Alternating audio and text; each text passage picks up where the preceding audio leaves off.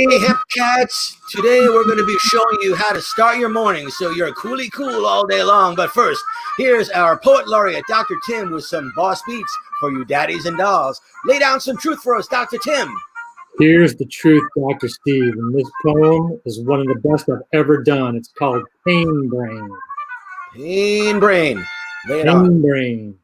All pain is in the brain. This is a common refrain. No shame to Wayne or Jane, and forgive the mansplain. Just abstain and don't complain.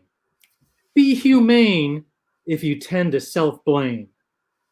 Whether your pain is a chronic sprain, a recurrent migraine, or involves your left gastric vein, there is a gain if you ponder your game. So remove the ball and chain. Don't take piles of codeine to heal pain brain. Instead, enjoy a quiche Lorraine and some champagne, just like a Kardashian. That's some real truth, Dr. Tim. Woo! Take it away. Hey, today we are talking about the morning ritual. But before we talk about the morning ritual, and this is how you can get out of pain just by your feet hitting the floor in the morning. How does that sound, Steve? That sounds awesome. Let's play a little video to start things off. Let's do that.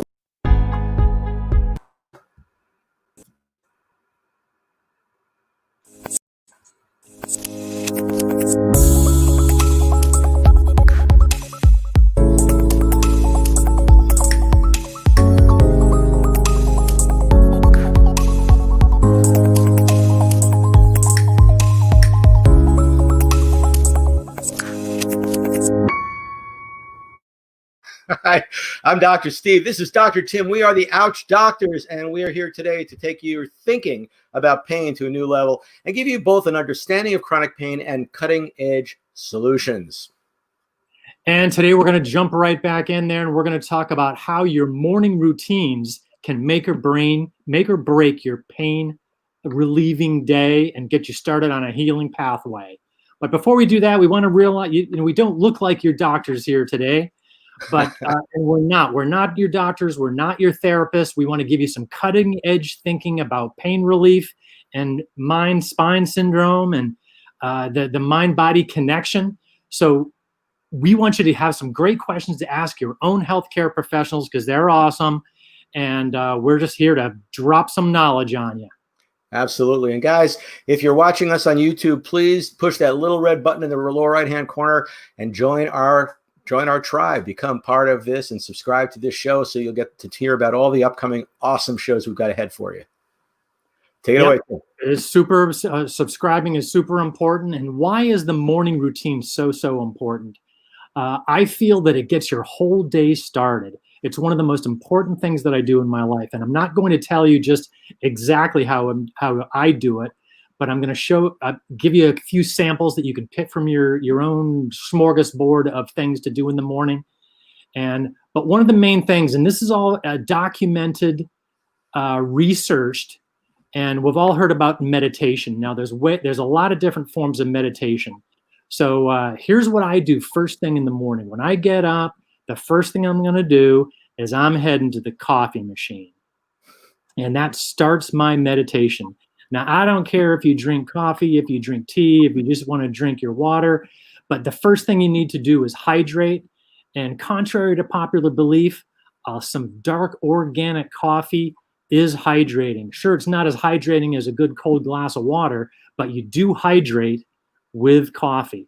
And I like some good organic coffee. I take the organic because there's a lot of chemicals that's in traditional coffee, so I highly recommend that you get some good quality coffee or good quality tea, and that starts your meditation. It's a ritual that starts you on the process of healing first thing in the morning. So when I sit down with that first cup of coffee that tastes awesome, I'm going to start my meditation just by looking out my window, looking at the green things growing. I'm a little lucky because I live deep in the forest, and there's beautiful trees all over around. There's very often wildlife around, and it puts me in a good frame of just seeing my place in the universe.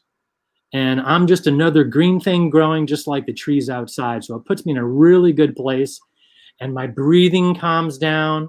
I'm not yet kind of focused on what I want to do in the day or what's going to accomplish. If I have some problems or some fires to put out, I'm just really in the zone.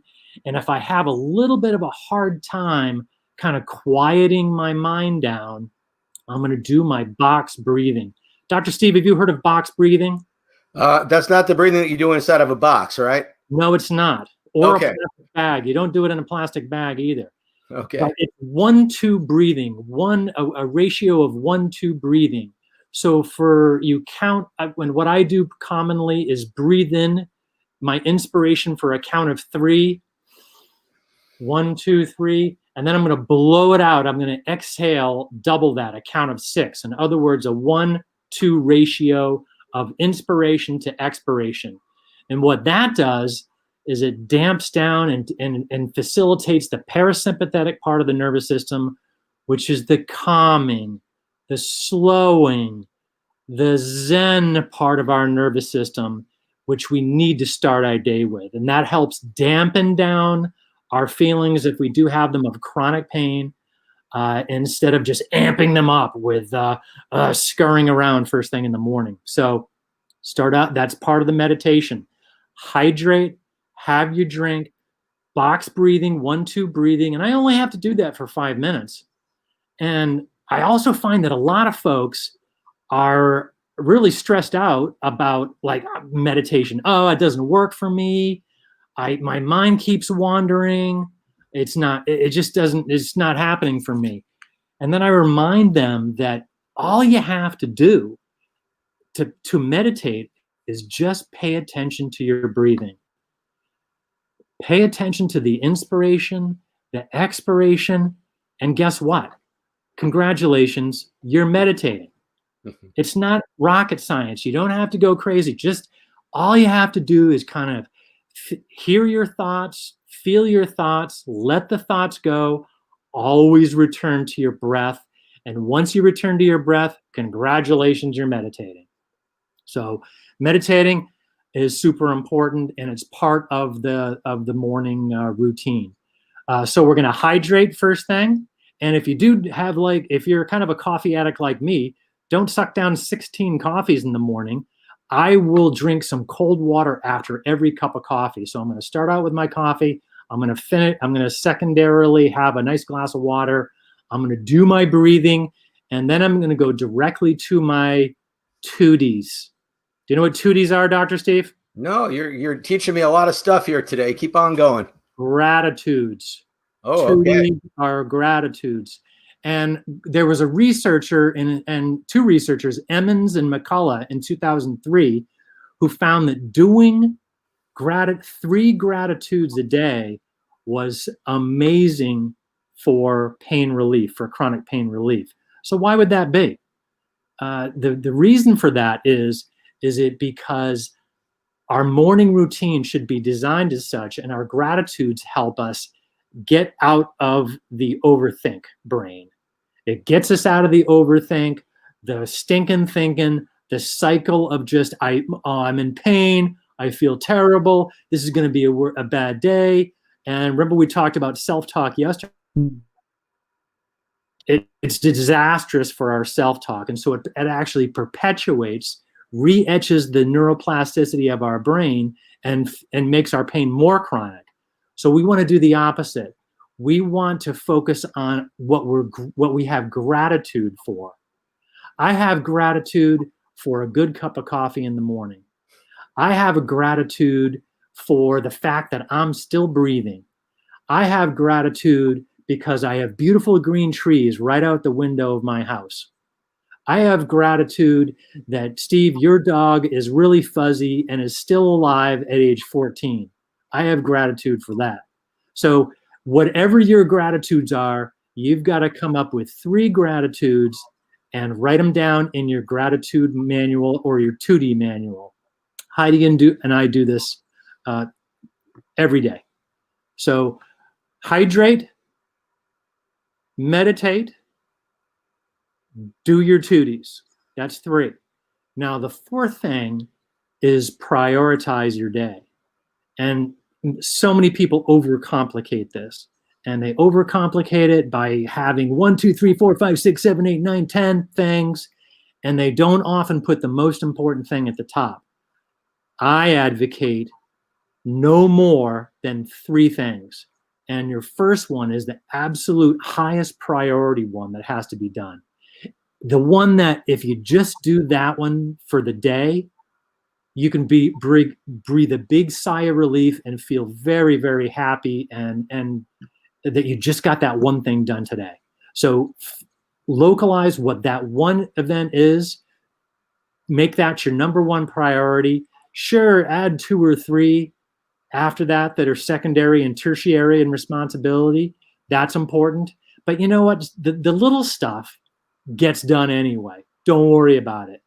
If you have to pick up some almond milk from the supermarket, it's gonna happen anyway. Don't worry about it. So it's the most important thing is the first one, the main thing that's gonna rock and roll your life. Dr. Steve, what do you do for your morning routine? Well, first of all, let me reflect on yours. And I want to say it's fascinating to me how similar our morning routines are.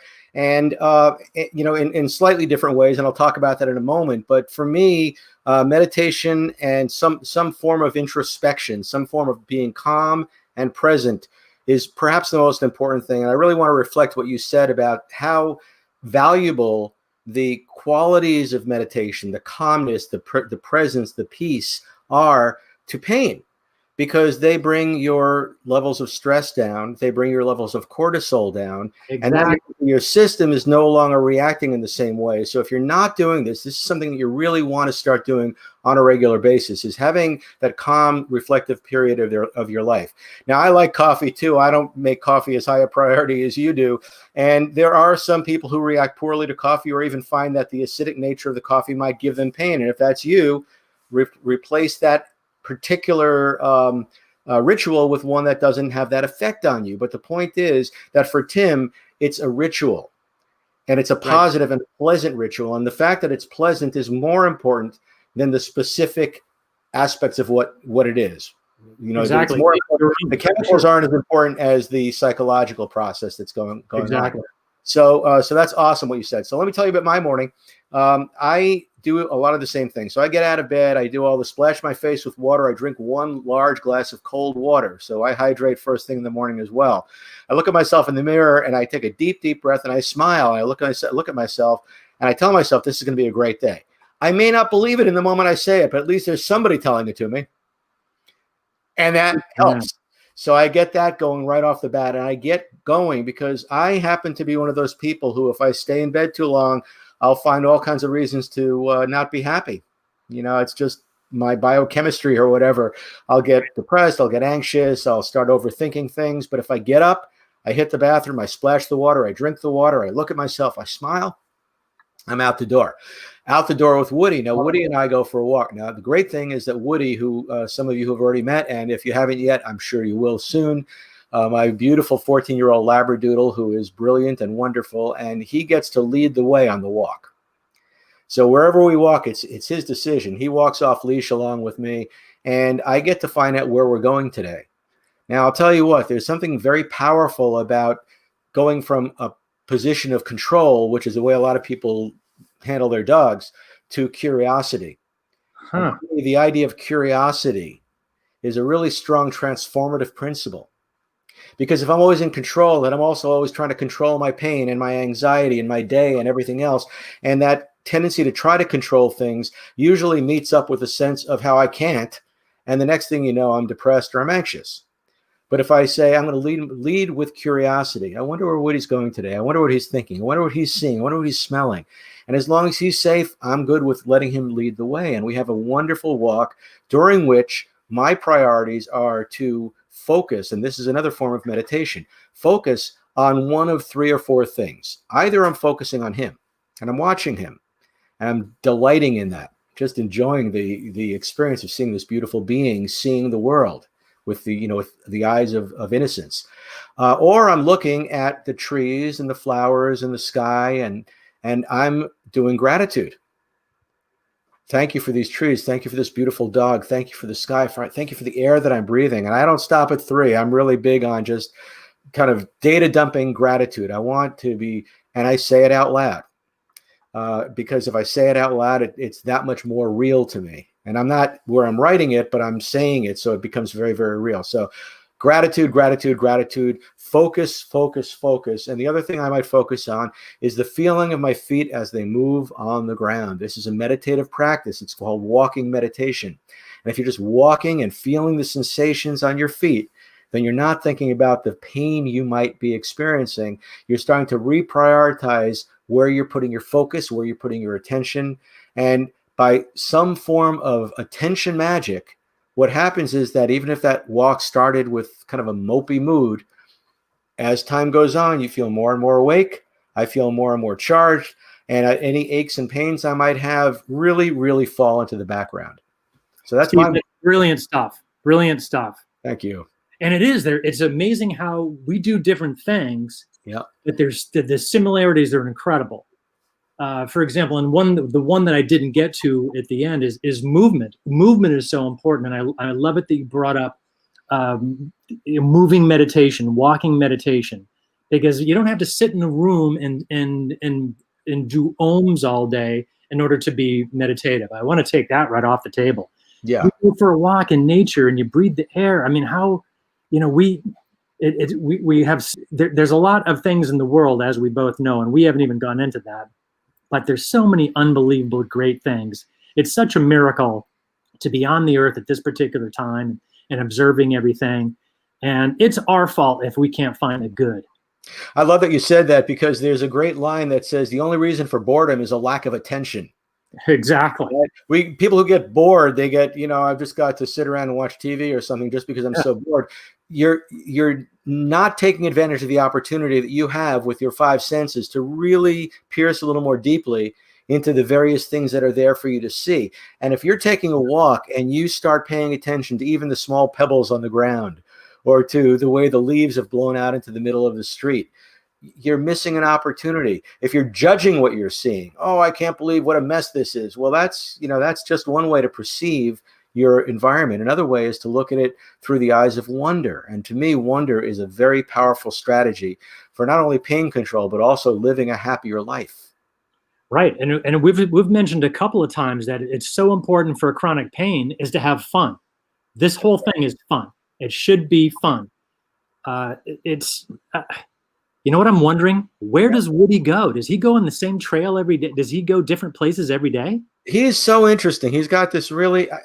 I'm only now starting to figure out what some of the prompts are as to why he turns in the directions he turns. But I live up here along the lakefront, and sometimes we go out and onto the street that's parallel to us here, and we follow that street way down and then come down onto the bike path by the lake and then go to the dog park. Other times we go way out away from the lake and go on all the neighborhood walks.